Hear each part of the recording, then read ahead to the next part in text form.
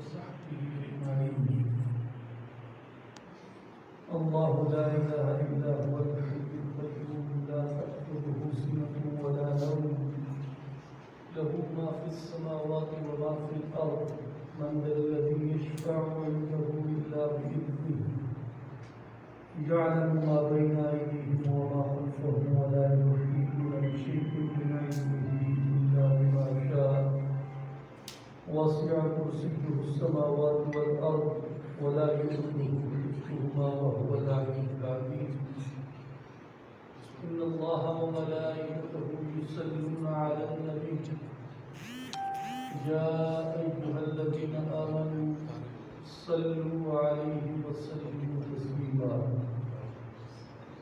الصلاة والسلام عليك يا سيدي يا رسول الله وعلى آلك وأصحابك يا حبيب الله. الصلاة والسلام عليك يا محبوب رب العالمين وعلى آلك وأصحابك يا سيدي يا رسول الله.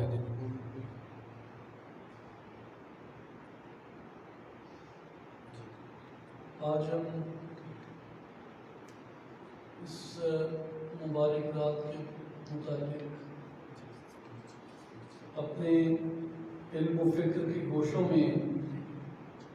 کچھ خوشبو پھیلائیں گے قرآن مجید سے، احادیث مبارکہ سے اور اکابرین اور اسلاف کے فرمودات سے. سب سے پہلی چیز جو ہمیں اپنے ذہن کے اندر رکھنی چاہیے وہ اس لفظ کا مفہوم ہے کہ آج کی شب کو شب برات کیوں کہا جاتا ہے؟ لیلۃ البراءت، اس کا معنی امام فخر الدین رازی رحمۃ اللہ علیہ نے تفسیر کبیر میں کچھ اس طرح بیان فرمایا ہے کہ لیلہ اس کا معنی ہے شب یعنی رات، اور البراءہ اس کا معنی ہے خلاصی اور چھٹکارا پانا. لأن البندار إذا استوفى الخراج من أهله كتب لهم البراءة، کہ جب کوئی تاجر اپنے متعلقہ لوگوں سے خراج وصول کر لیتا ہے تو وہ انہیں جو دستاویز لکھ کے دیتا ہے اس کو برات نامہ کہتے ہیں. كذلك الله عز وجل يكتب لعباده المؤمنين البراءة في هذه الليلة. اسی طرح اس رات میں اللہ تبارک و تعالیٰ بھی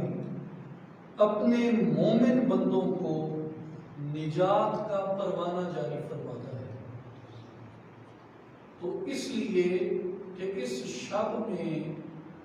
بخشش کی جاتی ہے، گناہ معاف کیے جاتے ہیں، برات عطا کی جاتی ہے، خلاصی اور چھٹکارا ملتا ہے ایمان والوں کو. اس لیے اسے کہا گیا کہ یہ لیلۃ البراءت ہے، شب برات ہے. اور صالحین کا، اسلاف کا یہ طریقہ کار رہا کہ وہ اس رات میں عبادت کی کثرت اختیار کرتے ہیں. اس سے پہلے کہ ہم آج کی شب کی عبادت کی کثرت پہ بات کریں، یہ ذہن میں رکھنا چاہیے کہ آج شب میں جتنی تلاوت کی جائے، جتنے اذکار کیے جائیں، جتنا ورد اور وظیفہ پڑھا جائے، جتنے نوافل ادا کیے جائیں، جتنا طویل قیام اختیار کیا جائے، اور جتنی بڑی تعداد کے اندر چھوٹی یا بڑی صورتیں ان نوافل میں تلاوت کی جائیں، جتنے طویل رکوع کر کے ان میں تسبیحات کی تعداد جتنی بڑھا دی جائے، اور سجود کے اندر تسبیحات کی رکعت جتنی تسبیحات کی تعداد جتنی بڑھا دی جائے اور جتنی طویل دعائیں کی جائیں، گڑ گڑا کے کی جائیں، رو رو کے کی جائیں، آنسو بہا بہا کے کی جائیں، جتنی خشیت اختیار کی جائے، یہ سب نفلی عبادت ہے۔ اور قیامت کے دن نفلی عبادت کی باز پرس نہیں، بلکہ جو فرض عبادت ہے اس کی باز پرس ہوگی۔ اور آج شب کی نفلی عبادت کی کثرت اختیار کرنے کے لیے بزرگان دین کا بشمول سیدنا غوث الاعظم عبد القادر الجیلانی رضی اللہ تعالیٰ عنہ کا یہ فرمان مبارک ہے کہ احمق ہے وہ شخص جو فرض عبادت تو اختیار نہیں کرتا لیکن نفلی عبادت پہ بہت زور دیتا ہے۔ تو پہلے فرض عبادت ہے، اور یہ جو کہا گیا ہے کہ لعباده المؤمنین البراءۃ فی هذه اللیلہ، کہ مومنین بندوں کے لیے آج کی شب میں براءت ہے۔ تو ایمان والے وہی ہیں جو اللہ تبارک و تعالیٰ کی وہ عبادت جو اہل ایمان پہ، اہل اسلام پہ فرض کی گئی ہے، سب سے پہلے اس کو دل جمعی سے ادا کرتے ہیں۔ اور قرآن مجید میں اللہ تبارک و تعالیٰ نے جو انسانوں کا مقصد تخلیق ارشاد فرمایا وہ بھی یہی ارشاد فرمایا کہ وَمَا خَلَقْتُ الْجِنَّ وَالْإِنسَ إِلَّا لِيَعْبُدُونَ، اور میں نے جنوں اور انسانوں کو صرف اپنی عبادت کے لیے پیدا فرمایا۔ تو جب انسان فرض عبادت پوری کرتا ہے اور اس کے بعد نوافل کے اندر کثرت اختیار کرتا ہے تو وہ نوافل اس کے اللہ تبارک و تعالیٰ کی طرف قرب کا ذریعہ بنتے ہیں، کیونکہ انسان نفلی عبادت کے ذریعے قرب الہی کی منازل کو تیزی کے ساتھ طے کرتا ہے اس صورت میں جب وہ فرض عبادت بھی بجا رہا ہو۔ لیکن ایسا تو ہم نے کبھی نہیں سوچا تھا کہ اپنے بات کا ایک دوسرا پہلو عرض کرنے لگا۔ ایسا ہمارے اکابر اور اسلاف نے، صلحاء نے، اولیاء نے، صوفیاء نے، متقین نے، زاہدین نے، اہل ورع و اہل تقوی نے، اہل خشیت و اہل خشوع نے کبھی یہ نہیں سوچا ہوگا کہ لوگ عبادت کرنے پہ حوالہ مانگیں گے کہ بھئی تم یہ عبادت کر رہے ہو، یہ عبادت کرنے کا حوالہ ہو۔ انسان کو تو پیدا ہی عبادت کے لیے کیا گیا ہے، تو عبادت میں کس چیز کا حوالہ مانگا جاتا ہے؟ اگر کوئی آدمی ہر رات 100 رکعت نماز پڑھتا ہے اور اس میں وہ 1000 مرتبہ سورتوں کی تلاوت کرتا ہے، قرآن مجید پڑھتا رہتا ہے، تو اس کے اندر کیا قباحت ہے؟ اس کے اندر کیا برائی ہے؟ اس کے اندر کسی فتوے کے تیشے اور چاقو سے کسی مومن کا سینہ زخمی کرنے کی کیا ضرورت ہے؟ اور اگر دوسرے مہینوں کے اندر یہ عبادت کرنا جائز ہے تو وہ مہینے جن کو اللہ تبارک و تعالیٰ نے محترم کیا، جن کو اللہ تبارک و تعالیٰ نے تعظیم عطا کی ہے، اگر ان کی عزت اور قدر کو بیان کیا جائے تو اس کے اندر کوئی قباحت واقع نہیں ہوتی، اور یہ عامت المسلمین کو خود فیصلہ کرنا چاہیے۔ اور جہاں تک تعلق اس نصف شعبان کی اس رات کا ہے جس کو شب برات کہتے ہیں، جس کو شب برات کہتے ہیں، جہاں تک اس کے فضیلت کا یا اس کی تعظیم کا یا اس کے اندر مغفرت طلب کرنے کا یا اس کے اندر کثرت عبادت کرنے کا سوال ہے تو یہ بات 1 2 3 4 روایات میں نہیں، بلکہ یہ بات علماء کاملین نے اور اسلاف و ائمہ کرام نے اس بات کو بتکرار بیان کیا، اور کئی مقامات کے اوپر انہوں نے اس سے متعلقہ نہ صرف احادیث کو بیان کیا بلکہ اس شب کی فضیلت کے اوپر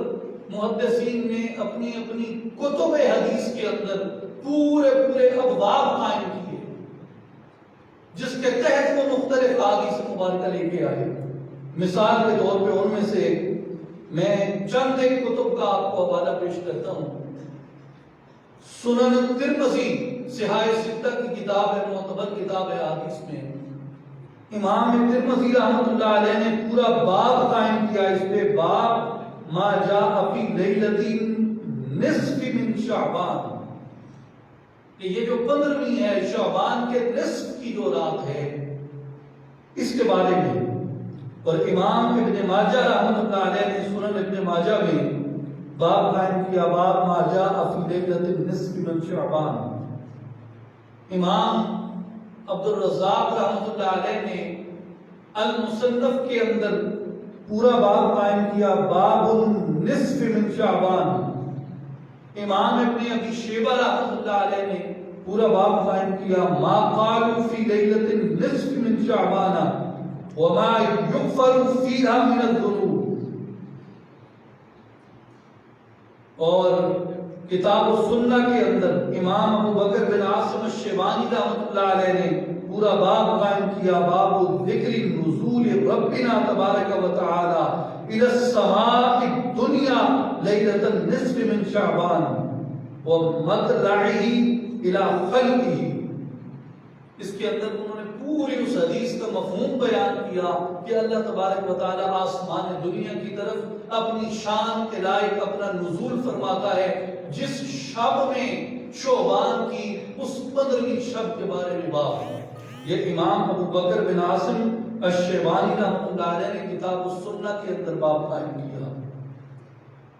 امام ابو علی الحسن بن علی الطوسی نے مختصر الاحکام کے اندر اس پہ باب قائم کیا۔ امام ابن حبان رحمۃ اللہ علیہ نے صحیح ابن حبان کے اندر پورا باب قائم کیا اور حدیث کے پورے مفہوم کو بیان فرمایا، ذکر مغفرت اللہ جل وعلا فی لیلۃ النصف من شعبان، شعبان کے نصف کی جو رات ہے یعنی 15ویں شعبان، لمن شاء من خلقہ الا من اشرک بہ او کان بینہ وبین اخیہ شحناء۔ امام بیہقی رحمۃ اللہ علیہ نے شعب الایمان کے اندر ما جاء فی لیلۃ النصف من شعبان کے عنوان سے قائم کیا۔ امام بیہقی نے فضائل الاوقات کے اندر ایک باب قائم کیا، باب فی فضل لیلۃ النصف من شعبان، کہ نصف شعبان کی رات کی فضیلت کے بارے میں۔ اسی طرح ترتیب العماری کے اندر شاجری نے باب قائم کیا، فی فضل لیلۃ النصف من شعبان و فضل صومہ، کہ شب برات کے بارے میں اس کی فضیلت کے بارے میں بات، اور شب برات کے اگلے دن روزہ رکھنے کی فضیلت کے اندر وما یتصل بذلک۔ اور محی السنہ امام بغوی رحمۃ اللہ علیہ نے شرح السنہ کے اندر اس کے اوپر پورا باب قائم کیا، باب فی لیلۃ النصف من شعبان۔ میں نے 11ویں کی نسبت سے 11 حوالے پیش کیے جو مستند معتبر اور ان علماء امت کے ہیں جن کے اوپر عرب و عجم کے تمام علماء متفق ہیں، جن کی بات کو، جن کی اقوال کو، جن کی تحقیق کو قبول عام حاصل ہے۔ اگر 15ویں شعبان کی، جس کو ہم شب برات کہتے ہیں، اس کی کوئی اہمیت نہیں ہے تو سوال ہے کہ پھر محدثین نے اس کے بارے میں یہ پورے ابواب کیوں قائم کیے؟ یہ ابواب قائم کرنا اس اہمیت کو واضح کرتا ہے، اور ان ابواب کے اندر اس سے متعلقہ روایات کو لانا، اس کی فضیلت کو بیان کرنا، شب بیداری کی فضیلت کو، اس رات میں طویل قیام کی فضیلت کو، اس رات میں نوافل ادا کرنے کی، ذکر کرنے کی، تلاوت کرنے کی، استغفار کرنے کی، معافی مانگنے کی، اللہ کو یاد کرنے کی، اس کے محبوب مصطفیٰ محمد مصطفیٰ احمد مجتبیٰ صلی اللہ علیہ وآلہ وسلم پہ کثرت سے درود و سلام بھیجنے کی، آخرت کو یاد کرنے کی، موت کو یاد کرنے کی جو فضیلت بیان کی گئی ہے، رزق مانگنے کی دعا کو قبولیت کے بارے میں کہا گیا، مغفرت کے بارے میں کہا گیا، مناظر قرب حاصل کرنے کے بارے میں تلقین کی گئی، اگلے دن کا روزہ رکھنے کے بارے میں اس کی فضیلت کے اندر جو چیزیں بیان کی گئی، تو اس کا مقصد یہ ہے کہ علماء امت جو تھے، اسلاف امت جو تھے، وہ اس بات کو امت کے سینے میں بٹھانا چاہتے تھے کہ اللہ تبارک و تعالیٰ نے سورہ دخان کے اندر ارشاد مبارک ہے، حامیم والکتاب المبین انا انزلناہ فی لیلۃ مبارکۃ انا کنا، ایک بابرکت رات میں اتارا ہے اور بے شک ہم ڈر سنانے والے ہیں۔ اس رات میں ہر حکمت والے کام کا جدا جدا فیصلہ کر دیا جاتا ہے۔ یہ سورہ الدخان کی پہلی سے لے کر چوتھی آیات ہے۔ اب لیلۃ مبارکۃ کے الفاظ آئے، انا انزلناہ فی لیلۃ مبارکۃ، یہ لیلۃ مبارکۃ سے کیا مراد ہے؟ امام ابن ابی حاتم نے تفسیر تفسیر طبری کے اندر، تفسیر النکت والعیون کے اندر، تفسیر سمعانی کے اندر، تفسیر کبیر کے اندر، تفسیر قرطبی کے اندر، تفسیر بغوی کے اندر، جار اللہ زمخشری کی تفسیر کشاف کے اندر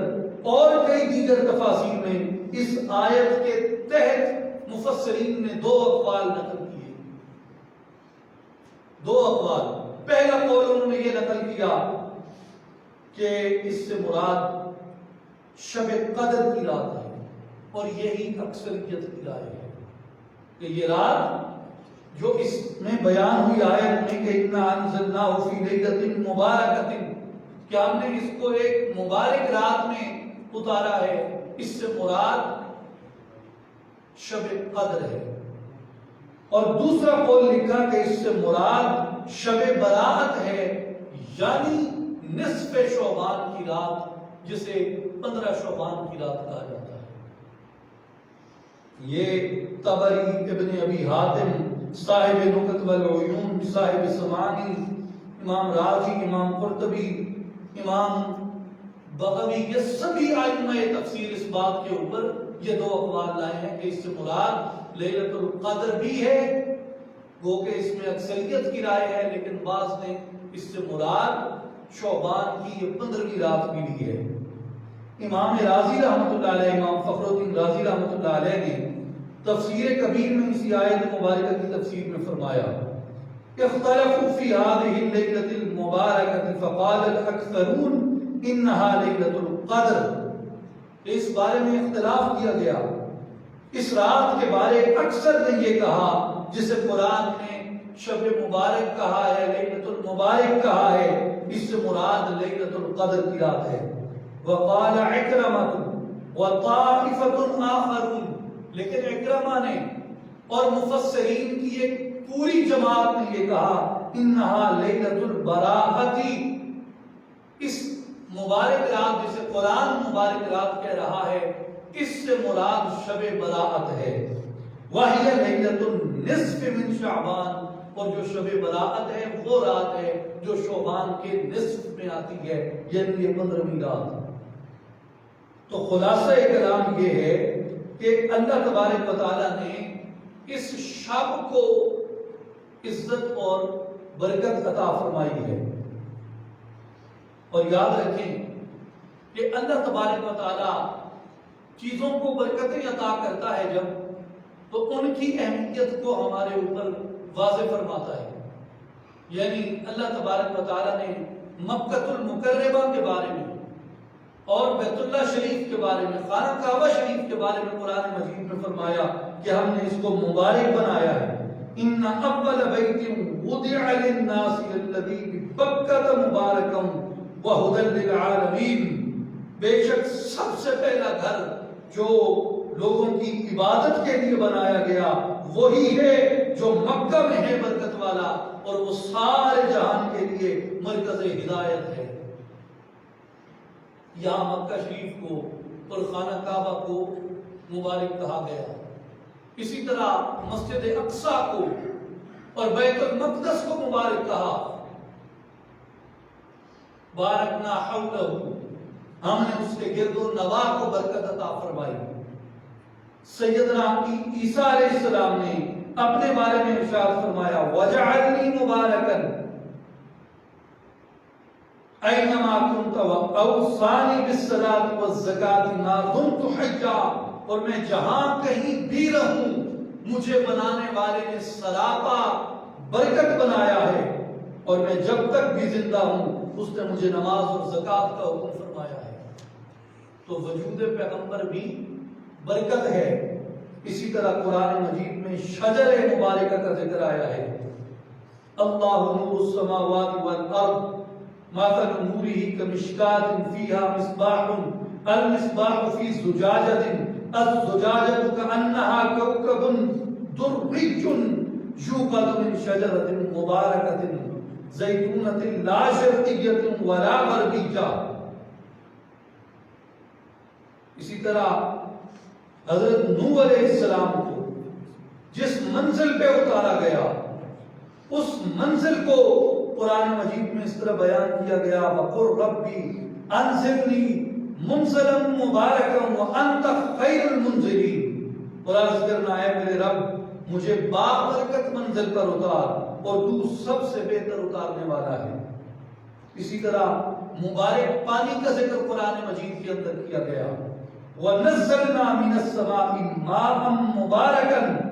فَأَنبَتْنَا بِهِ جَنَّاتٍ وَحَبَّ الْحَصِيدِ، اور ہم نے آسمان سے بابرکت پانی برسایا، پھر ہم نے اس سے باغات اگائے اور کھیتوں سے غلہ اگایا۔ تو قرآن مجید نے پانی کو بابرکت کہا، جس مقام پہ کشتی نور رکتی ہے اس مقام کو مبارک کہا، ایک مقام کو مبارک کہا، ایک حول کو گرد و نواح کو مبارک کہا۔ تو اللہ تبارک و تعالی جس چیز پہ اپنا خصوصی فضل و اکرام فرماتا ہے اس چیز کے اندر برکت کو شامل فرما دیتا ہے، اور اس میں کوئی شک و شبہ کی بات نہیں کہ یہ آج کی جو شب ہے یہ بابرکت رات ہے، یہ لیلۃ المبارکہ ہے، اللہ تبارک و تعالی نے اسے برکت عطا فرمائی ہے۔ اور اس کی جو برکات ہیں، اب آئیے اس کی برکات کے بارے میں بات کرتے ہیں کہ اس کی برکات ہیں کیا اس لیلۃ المبارکہ کی، اس لیلۃ البراءت کی، جس کے اندر خلاصی اور چھٹکارا نصیب ہوتا ہے۔ امام ترمذی نے، امام ابن ماجہ نے، امام احمد بن حنبل رضی اللہ عنہ نے، امام بیہقی نے اور کئی امام ائمہ حدیث نے اس حدیث پاک کو بیان کیا۔ ام المؤمنین سیدہ عائشہ صدیقہ رضی اللہ تعالی عنہا آپ روایت فرماتی ہیں کہ سید الانبیاء خاتم النبیین رحمت للعالمین صلی اللہ علیہ وآلہ وسلم نے ارشاد فرمایا ان اللہ عز وجل ينزل ليلة النصف من شعبان إلى السماء الدنيا فيغفر لأكثر من عدد شعر غنم قلب۔ سیدہ عائشہ صدیقہ رضی اللہ عنہا روایت کرتی ہیں کہ خاتم الانبیاء صلی اللہ علیہ وسلم نے فرمایا بے شک شعبان کی نصف رات کو، نصف شعبان یعنی آج کی رات شب برات، اللہ تبارک و تعالی آسمان دنیا کی طرف اپنی شان کے مطابق نزول فرماتا ہے اور قبیلہ بن کلب کی بکریوں کے بالوں کی تعداد کے برابر لوگوں کی بخشش فرما دیتا ہے۔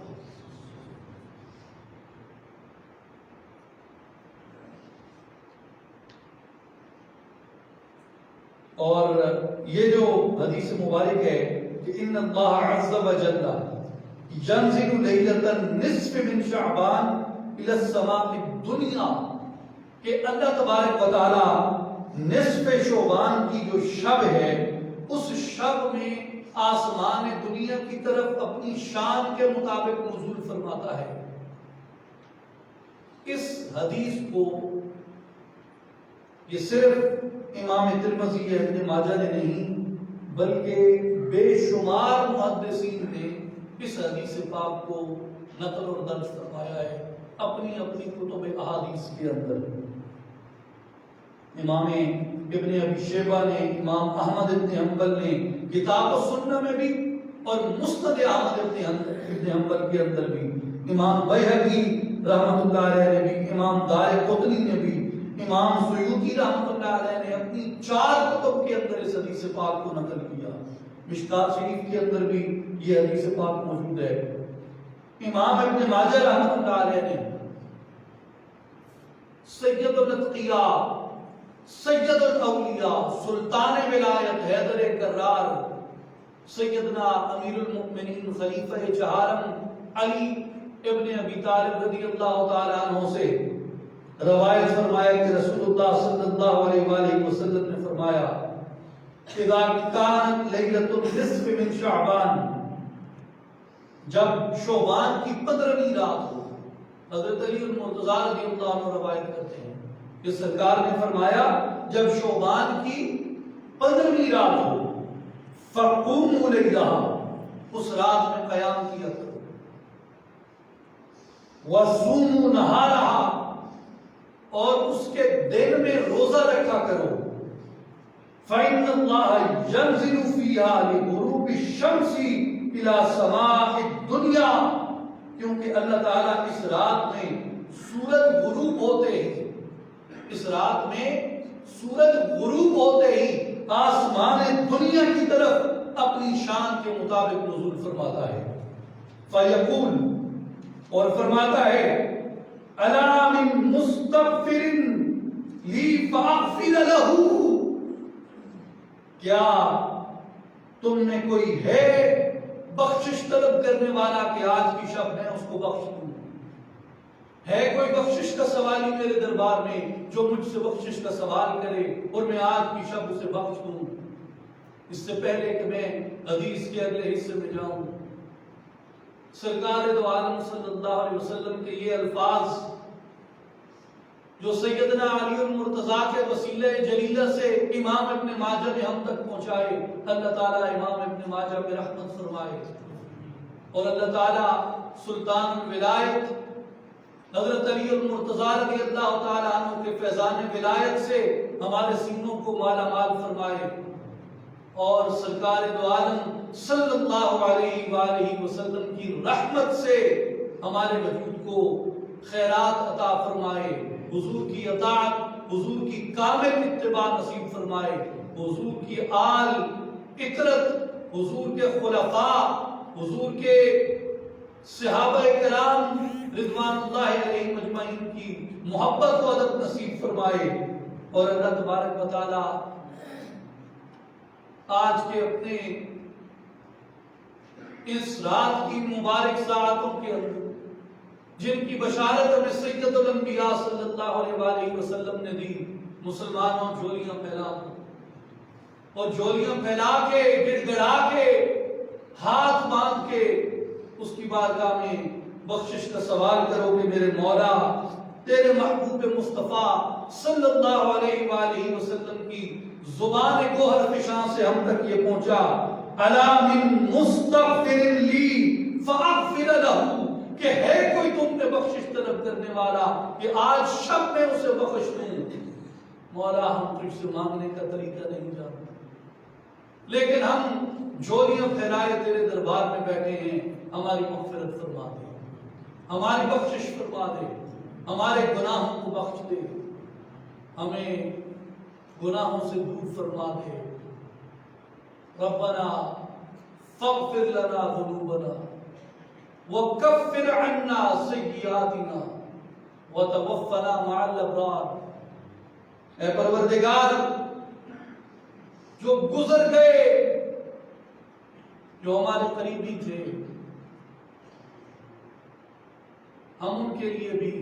تیرے دربار میں مغفرت کا سوال کرتے ہیں۔ جو کل عالم کے مسلمین و مسلمات اس شب میں تیرے حضور گڑ گڑا رہے ہیں مولا، ہم سب مل کے ان کے لیے بھی تیرے دربار میں عاجزی سے، انکساری سے،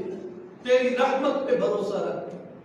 تیری رحمت کی بھیک اور خیرات مانگتے ہوئے تجھ سے بخشش کا اور مغفرت کا سوال کرتے ہیں۔ اور قرآن میں اور سرکار دو عالم صلی اللہ علیہ وسلم نے فرمایا کہ اللہ فرماتا ہے الا مسترزق فارزقہ، سنو ہے کوئی تم میں ایسا رزق طلب کرنے والا، آج میں اس پہ در رزق کشادہ فرما دوں۔ الا مبتلا فاعافیہ، سنو کوئی ہے مصیبت زدہ تو میں آج کے دن اس کو عافیت کے اندر رکھوں۔ الا قضا الا قضا،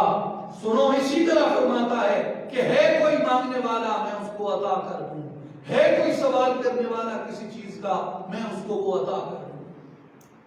آج کی شب اللہ اپنے در رحمت کو کھول دیتا ہے، سوالی آتے ہیں، سوال کرتے ہیں، سوالی سوال کرتا جاتا ہے، عطا کرنے والا عطا فرماتا جاتا ہے۔ جو مغفرت طلب کرتا ہے اسے مغفرت عطا کرتا ہے، جو رزق طلب کرتا ہے اسے وہ رزق عطا کرتا ہے، جو رزق اپنے دہن و شکم کے لیے طلب کرتا ہے اسے دہن و شکم کا رزق عطا کیا جاتا ہے، جو رزق اپنے نطق کا، اپنی لسان کا، اپنی عقل کا طلب کرتا ہے اس کو وہ عطا کیا جاتا ہے، اور جو رزق اپنی روح کے لیے، اپنے قلب کو منور کرنے کے لیے طلب کرتا ہے، اللہ تبارک و تعالیٰ اس کی روح کو روزی عطا فرماتا ہے، اس کے دل میں نور و انوار پیدا فرما دیتا ہے۔ یہ تو رزق کی اپنی اپنی ڈیفینیشن ہے کہ کس کے نزدیک کون سا رزق زیادہ ضروری ہے۔ الا مبتلا فاعافیہ، ہے کوئی تم میں مصیبت زدہ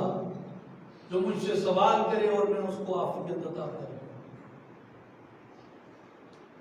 الا قضا الا قضا، اسی طرح تم میں جو کچھ جو بھی مانگنا چاہتا ہے آئے، آج کی شب اللہ اعلان فرماتا ہے کہ مجھ سے طلب کرے، عاجزی سے گڑ گڑا کے میں اسے عطا کروں گا۔ حتی یطلع الفجر، یہاں تک کہ فجر طلوع ہو جاتی ہے اور اللہ تبارک و تعالیٰ اپنی مخلوق پہ اپنا یہ اعلان فرماتا ہے۔ اللہ تبارک و تعالیٰ ہمیں یہ توفیق عطا فرمائے کہ ہم آج کی رات کی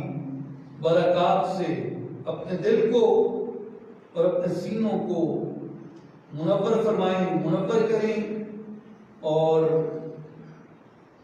اس کی عطا کے قابل اپنے آپ کو بنا دیں۔ آج کی شب سے متعلق کچھ معاملات پہ گفتگو کے آخری حصے کی طرف جاتے ہوئے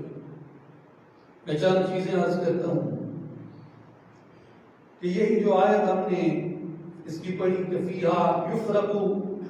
کل امر حکیم،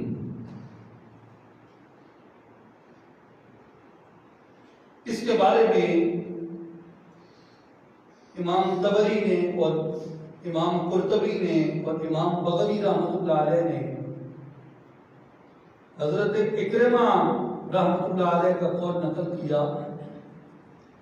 کہ یہ نصف شعبان کی رات جو ہے اس میں سال بھر کے امور کا فیصلہ کیا جاتا ہے، زندوں کا نام مردوں سے لکھ دیا جاتا ہے، اور جنہیں بیت اللہ کا حج نصیب ہونا ہوتا ہے ان کے نام بھی اسی شب میں لکھ دیے جاتے ہیں۔ بس اس میں نہ کسی کا اضافہ ہوتا ہے اور نہ اس میں سے کوئی فرد کم کیا جاتا ہے۔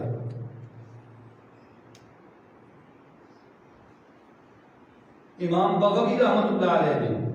حضرت عبداللہ ابن عباس رضی اللہ عنہما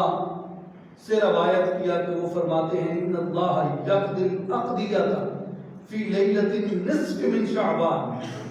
بے شک اللہ تعالیٰ نصف شعبان کی رات معاملات کے فیصلے فرماتا ہے وَيُسَلِّمُهَا إِلَىٰ أَرْبَابِهَا فِي لَيْلَةِ الْقَدْرِ، اور لیلۃ القدر میں ان فیصلوں کو ان کے اصحاب کے سپرد کیا جاتا ہے۔ امام قرطبی نے فیہا یفرق کل امر حکیم، اس آیت کے تحت انہوں نے حضرت عبداللہ ابن عباس رضی اللہ عنہما کا قول مبارک نقل فرمایا کہ وہ فرماتے ہیں اللہ تعالیٰ دنیا کے امور کا لیلۃ القدر تک کا فیصلہ فرما دیتا ہے، اور جو چیز زندگی سے متعلق ہو، موت سے متعلق ہو یا رزق کے متعلق ہو، ہر اس چیز کا فیصلہ اس شب مبارک میں فرما دیا جاتا ہے۔ ملا قاری رحمۃ اللہ علیہ مرقات شرح مشکات شریف کے اندر فرماتے ہیں وفی روایت، اور ایک روایت میں ہے غالبت کہ غالب رائے یہی ہے لیلۃ النصف من شعبان وہی لیلۃ البراء، کہ جو 15 شعبان المعظم کی رات ہے، نصف شعبان، یہی لیلۃ البراءت ہے۔ وَلَعَلَّ وَجْهَ تَخْصِيصِهَا لِأَنَّهَا لَيْلَةٌ مُبَارَكَةٌ، اور اس کی تخصیص کی وجہ یہ ہے کہ یہ لیلۃ المبارکہ ہے، یہ مبارک شب ہے۔ اور اس پہ وہ یہ آیت مبارکہ لکھتے ہیں اور پھر آگے فرماتے ہیں وَيُدَبَّرُ كُلُّ خَطْبٍ عَظِيمٍ مِمَّا يَقْعُ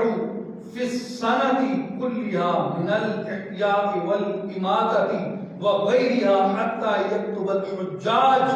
وہ بھی یہی فرماتے ہیں کہ اس میں ہر عظیم معاملہ کی تدبیر اللہ تبارک و تعالیٰ فرماتا ہے۔ موت، حیاتی وغیرہ کے سارے سال میں جو واقع ہوتے ہیں، حتیٰ کہ اگلے سال کون حج کرے گا وہ بھی اسی شب کے اندر لکھ دیا جاتا ہے۔ اور پھر فرماتے ہیں کہ بل یہ خاصۃ بہذہ الامہ، اور بشارت یہ ہے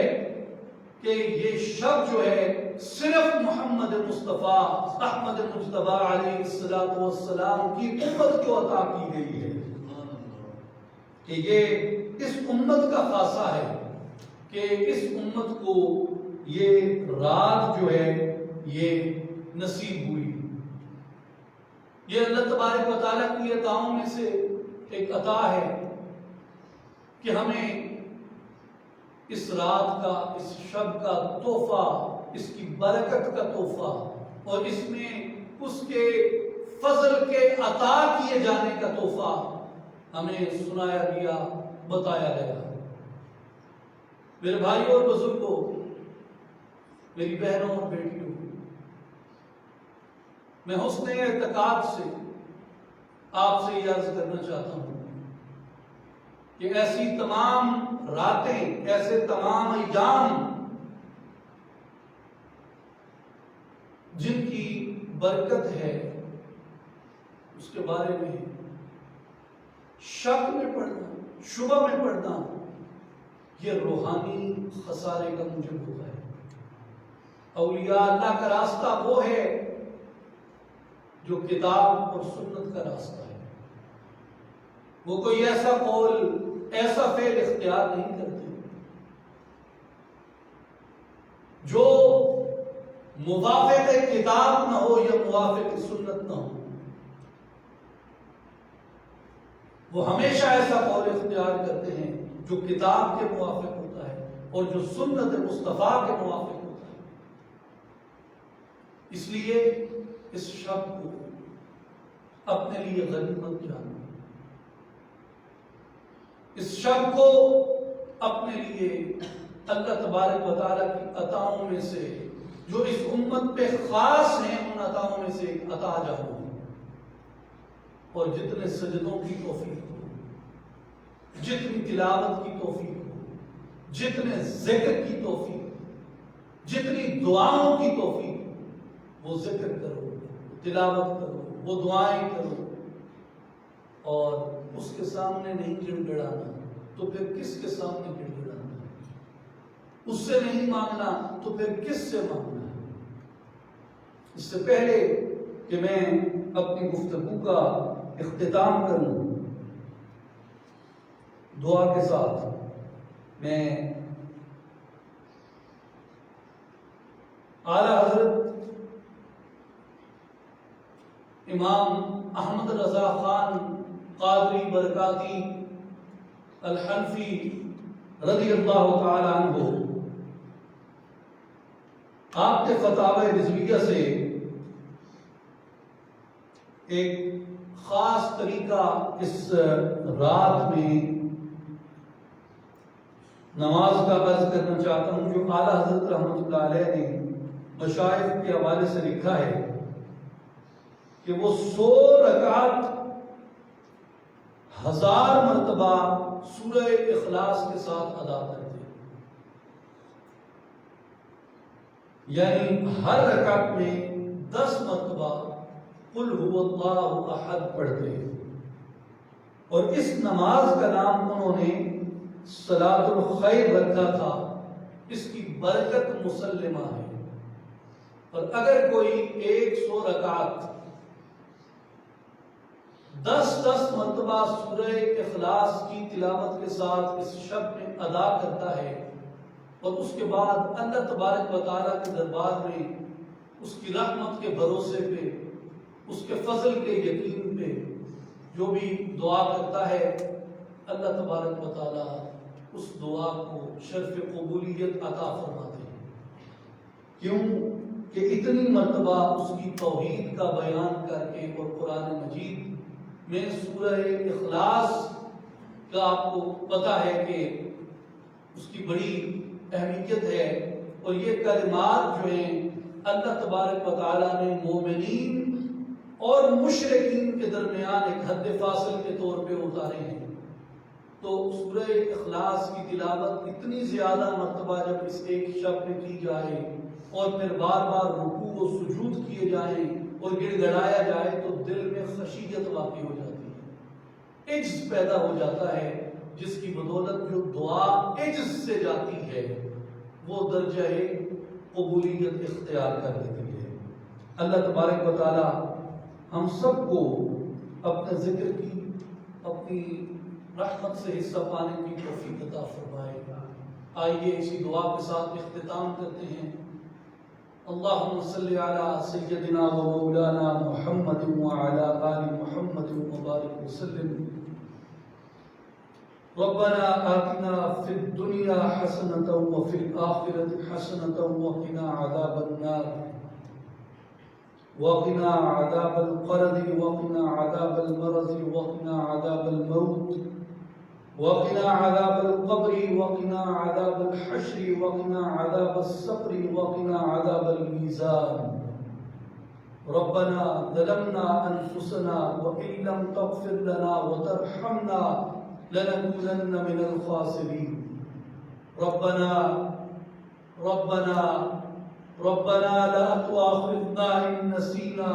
أو أخطأنا، ربنا ولا تحمل علينا إصرا كما حملته على الذين من قبلنا، ربنا ولا تحملنا ما لا طاقة لنا به، واعف عنا واغفر لنا، أنت مولانا فانصرنا على القوم الكافرين۔ ربنا افرغ علينا صبرا وثبت اقدامنا وانصرنا على القوم الكافرين۔ اللهم اهدنا الصراط المستقيم، اللهم اهدنا الصراط المستقيم، اللهم اهدنا الصراط المستقيم، صراط الذين انعمت عليهم غير المغضوب عليهم ولا الضالين۔ رب العالمین آج کی اس مبارک شب میں ہمیں اپنے ذکر کی، اپنی عبادت کی، اپنی بندگی کی توفیق خاص عطا فرما۔ رب العالمین ہمیں اپنی محبت عطا فرما۔ رب العالمین ہمیں اپنا قرب خاص عطا فرما۔ رب العالمین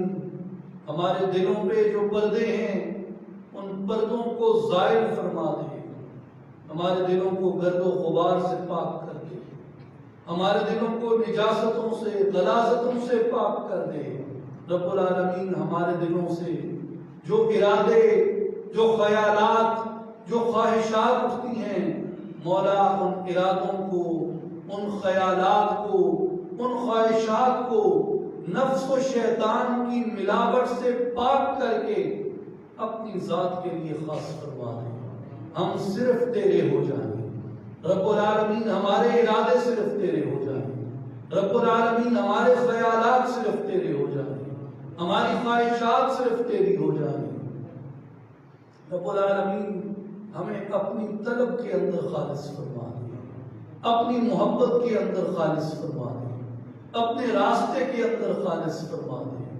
اپنی جستجو کے اندر خالص فرما دے۔ رب العالمین اپنے فضل سے، اپنے انعام سے آج کی اس شب میں جب ہر طرف تیری رحمت کے انوار بکھرے ہیں،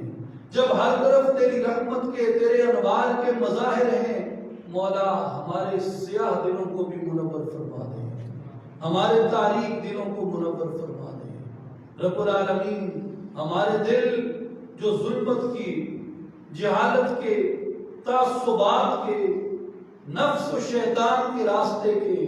حب دنیا کے راستے سے جو تاریک ہو چکے ہیں، جن پہ سیاہی چھا چکی ہے، مولا اپنا فضل و کرم فرما، ہمارے دلوں کو اس قابل بنا دے کہ اس میں تیرا جلوہ ہمیں نصیب ہو جائے، اس میں تیری محبت ہمیں نصیب ہو جائے۔ رب العالمین ہمارے دلوں کو اپنی یاد عطا فرما، اپنا ذکر عطا فرما، ایسا ذکر عطا فرما جس کے بعد غفلت نہ ہو، ایسی عاجزی عطا فرما جس کے بعد تکبر نہ ہو۔ رب العالمین ایسی عبادت عطا فرما جس کے بعد سرکشی نہ ہو، ایسی فرما برداری عطا فرما جس کے بعد سرکشی نہ ہو، ایسی سخاوت عطا فرما جس کے بعد بخل نہ ہو، ایسی محبت عطا فرما جس کے بعد دنیا کی کسی چیز کی احتیاج نہ رہ جائے۔ رب العالمین ہمیں اپنے حبیب مصطفیٰ احمد مجتبیٰ صلی اللہ علیہ وآلہ وسلم کی محبت میں، حضور کی اطاعت میں، حضور کی اتباع میں خالص فرما دے، حضور کی محبت، اطاعت و اتباع میں کامل فرما دے، حضور کی محبت، اتباع و اطاعت کے اندر عامل فرما دے، حضور کی محبت، اتباع و اطاعت کے اندر عالم فرما دے۔ رب العالمین ہمیں حبیب مصطفیٰ شہر اولاق صلی اللہ علیہ وآلہ وسلم کے چہرے انور کی زیارت نصیب فرما۔ حضور علیہ السلام جن کو اپنا بھائی فرماتے تھے، ان انبیاء کرام و مرسلین کی زیارت نصیب فرما۔ رب العالمین محمد مصطفیٰ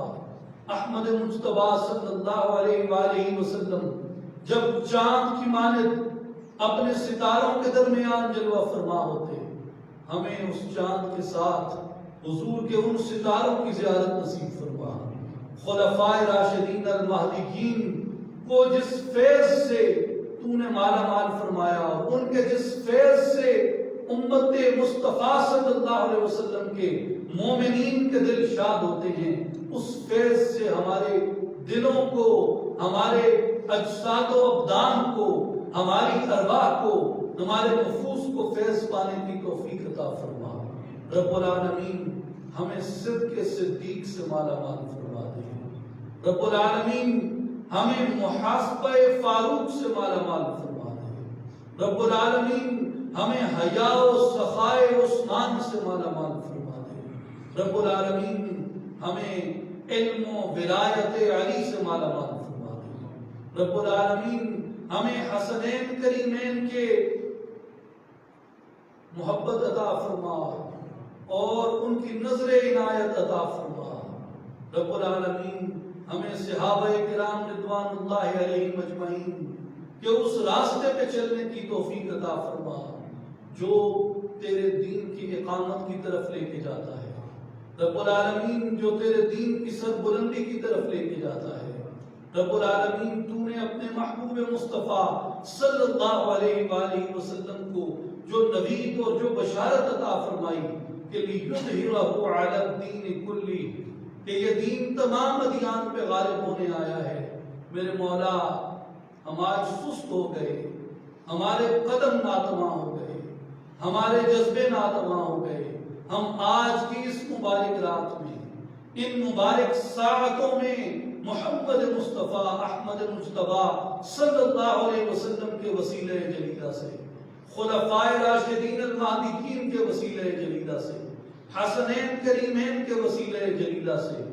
عشرہ مبشرہ کے وسیلہ جلیلہ سے، مہاجرین و انصار کے وسیلہ جلیلہ سے تیری بارگاہ میں یہ دعا کرتے ہیں، مولا ہمیں توفیق عطا فرما، ہم اس دین کی سر بلندی کے لیے کوئی کام کر سکیں، ہمیں توفیق عطا فرما، ہم اس پرچم کو تھام سکیں جس کی ذمہ داری تو نے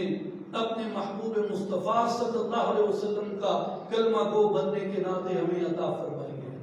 مولا ہمیں توفیق عطا فرما کہ ہم اہل ہدایت سے وابستہ رہیں،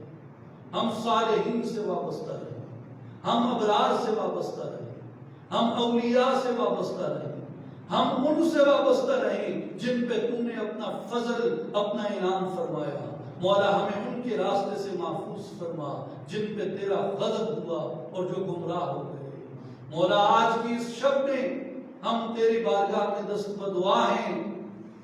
کہ اپنے فضل سے، اپنے کرم سے، اپنی رحمت سے ہم پہ یہ فضل فرما کہ گمراہیوں کے، فتنوں کے، فسادات کے اس دور کے اندر ہم کلمہ حق کے اوپر قائم رہیں، ہم راہ حق کے اوپر قائم رہیں۔ مولا ہماری مدد فرما، ہمیں توفیق عطا فرما کہ جو پیغام سینہ بسینہ، پشت و پشت ہم تک ہمارے اجداد نے، ہمارے بزرگوں نے، ہمارے شیوخ نے محفوظ پہنچایا، ہم اس پیغام کو، ہم اس کتاب کو اور محمد مصطفیٰ صلی اللہ علیہ وآلہ وسلم کی سنت کو اپنی آئندہ نسلوں تک محفوظ پہنچا سکے۔ مولا ہماری نسلوں کو اپنے راستے پہ قائم رکھ، مولا ہماری نسلوں کو اپنے راستے پہ قائم رکھ، مولا ہماری آنے والی نسلوں کو اپنے راستوں پہ قائم رکھ، اپنی محبت کی توفیق عطا فرما، انہیں اپنے راستے کی طرف گامزن رکھنا، انہیں فتنوں سے محفوظ فرمانا، انہیں فسادات سے محفوظ فرمانا، انہیں گمراہیوں سے محفوظ فرمانا۔ رب العالمین ہماری زبانوں کو قرآن سے منور فرمانا، ہماری سانسوں کو اپنے ذکر سے منور فرمانا، ہمارے سوچ، فکر اور خیالات کو اپنے دین متین اور اس شرع پاک سے منور فرما دے اور اس کا تزکیہ فرما دے۔ رب العالمین ہماری ارواح کو وہ مقام عطا فرما، وہ تجلیات نصیب فرما، وہ انوار نصیب فرما جو تو اپنے اولیاء کو عطا فرماتا ہے، جو تو اپنے صالحین کو عطا فرماتا ہے، جو تو اپنے پاک باز بندوں کو عطا فرماتا ہے۔ مولا ہمارے نفوس کا تزکیہ فرما، ہمارے قلوب کا تصفیہ فرما، ہماری ارواح کو زندہ و روشن فرما دے۔ رب العالمین تیرا وعدہ ہے، آج کی شب جو مانگتا ہے گڑ گڑا کے تو اسے عطا کرتا ہے۔ مولا ہم سب کی مغفرت و بخشش فرما دے، جو تجھ سے رزق کا سوال کرتے ہیں ان پہ رزق کے دروازوں کو کشادہ فرما دے، جو رزق میں تنگی کا شکار ہیں ان کے رزق میں وسعت عطا فرما، جو مقروض ہیں انہیں قرضوں سے نجات عطا فرما۔ رب العالمین جو بے اولاد ہیں انہیں نعمت اولاد سے مالا مال فرما، جنہیں نعمت اولاد عطا فرمائی ہے مولا ان پہ فضل فرما کہ ان کی اولاد ہدایت پہ اور تیرے راستے پہ اور تیرے محبوب علیہ السلام کے راستے پہ گامزن عمل رہے۔ رب العالمین جو بیمار ہیں انہیں شفاء کاملہ عطا فرما۔ رب العالمین جن کے والدین عزیز و اقارب میں سے جو بیمار ہیں ان سب کو شفاء کاملہ عاجلہ عطا فرما۔ جہاں تیرے محبوب کی امت بستی ہے، اپنی بستیوں میں، اپنے قصبوں میں، اپنے شہروں میں، اور جہاں کہیں کوہ و صحرا میں، میدان و جنگلوں میں، جہاں بھی محمد مصطفیٰ صلی اللہ علیہ وسلم کی کی امت بستی ہے، مولا ان سب کو وباؤں سے محفوظ فرما، مولا ان سب کو آفتوں سے محفوظ فرما، ان سے بلاؤں کو دور کر دے، ان سے آفتوں کو دور کر دے۔ اور یہ مہلک بیماری جس نے پچھلے 1 برس سے اس زمین پہ، چہرہ زمین پہ بسنے والوں کی زندگی مشکل بنا دی ہے، مولا فضل فرما، ہمیں اس وبا سے محفوظ رکھنا، اس وبا سے نجات عطا فرما۔ جو مسلمین و مسلمات، مومنین و مومنات اس وبا کی وجہ سے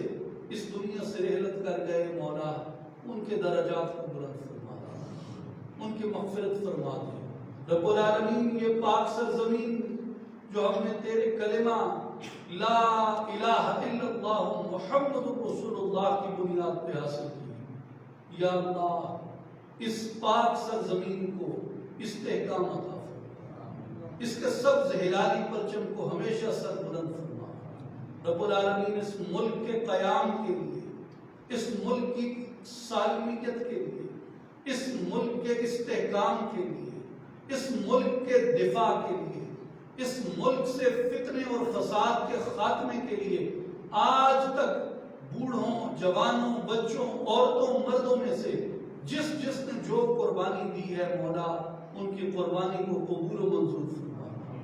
ہماری بہادر افواج نے اس ملک کی سالمیت کے لیے جو قربانیاں دی ہیں، مولا ان کی قربانیوں کو قبول فرما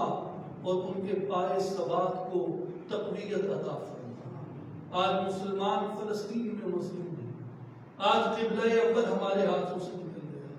مسلمان برما میں مظلوم ہیں، مسلمان کشمیر میں مظلوم ہیں، مسلمان ہندوستان میں مظلوم ہیں۔ مولا اس زمین کے طول و عرض پہ پھیلے ہوئے جہاں بھی محمد مصطفیٰ احمد مجتبیٰ کی امت کی طرف نظر جاتی ہے، مسلمان مجبور ہیں، مقہور ہیں، مظلوم ہیں۔ مولا کسی ایسے کو بھیج جو تیری طرف سے معمور ہو اور روئے زمین پہ اسلام کی اور اہل اسلام کی حفاظت فرمائے۔ رب العالمین کسی صلاح الدین ایوبی کو بھیج دے، مولا کسی ابو عبیدہ بن الجراح کو بھیج دے، کسی عمر بن الخطاب کو بھیج دے جو مسلمانوں کے قبلہ اول کو صہیونی تسلط سے نجات عطا فرمائے۔ مولا اپنے حبیب مکرم صلی اللہ علیہ وآلہ وسلم کے وسیلہ جلیلہ سے ہماری اس دعا کو شرف قبولیت عطا فرما۔ ہم تجھ سے مانگنے کا ڈھنگ نہیں جانتے، تجھ سے مانگنے کا سلیقہ نہیں جانتے، تجھ سے مخاطب ہونے کا سلیقہ نہیں جانتے، مگر اتنا جانتے ہیں کہ تو اپنی رحمت سے، اپنے فضل سے، اپنے کرم سے اپنے بندوں کو ان کی اوقات سے زیادہ مالا مال فرما۔ مولا ہم پہ اپنا فضل فرما، اسلام پہ قائم رکھ، ایمان پہ موت نصیب فرما۔ اور جتنے بھی مسلمین و مسلمات، مومنین و مومنات اس دنیا سے گزر گئے، رب العالمین ان کے درجات کو بلند فرما، ان کی قبروں کو منور فرما۔ جو گنہگار تھے مولا ان کے عذاب میں تخفیف فرما، ان کو عذاب سے نجات عطا فرما۔